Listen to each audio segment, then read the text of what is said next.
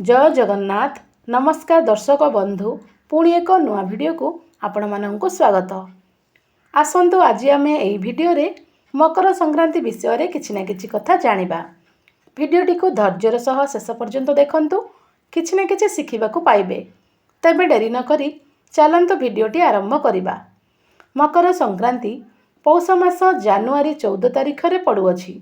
मकर संक्रांति माने सूर्य मकर राशि रे प्रवेश करिथांती एवं एही दिनठू सूर्यंकर उत्तरायण गति आरंभ होइथाए। एही पर्वटी सारा भारत रे अलग अलग नाम रे पालन करिथांती, किंतु आम ओडिसा रे आमे मकर संक्रांति बोली विशेष भाव रे कहिथाउ।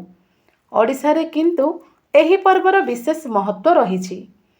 आंध्र प्रदेश आड़े एही पर्व को पांगल एवं पंजाब रे लहरी भाव रे पालन करिथांती।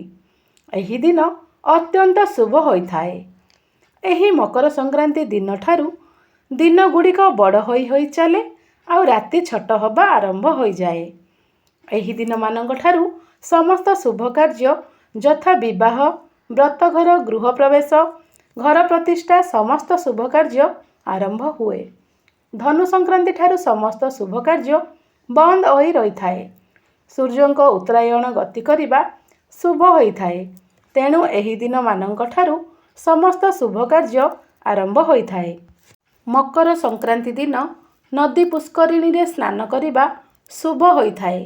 गंगा स्नान बा अन्यान्य पवित्र नदी स्नान करी सूर्य पूजा कले पुण्य लाभ करिथांती। स्नान सरिला परे सूर्य पूजा हुए। सूर्य को अर्घ्य बा पानी टेकी दीप बंदापना करा जाए। मकर संक्रांति रे मुख्यतः घरे घरे मकर चाउल प्रस्तुत होइथाए। मकर चाउल प्रस्तुत होई ठाकुरंक पाखरे भोग लागिथाए। श्रीमंदिर रे प्रभु जगन्नाथंक पाखरे मध्य मकर चाउल भोग लागिथाए। नूतन करी अमल होइथिबा धानरू अरुआ चाउल रे मकर चाउल प्रस्तुत हुए। मकर चाउल प्रस्तुति पाई अरुआ चाउल को बतुराई सेथिरे क्षीर, छेना, गोलमरीच, अदा, कदली, सेव विभिन्न प्रकार फल सबू मिसाई मकर चाउल प्रस्तुत हुए। मकर चाउल प्रस्तुति करि सारिला परे ठाकुरंको भोग लागिथाए।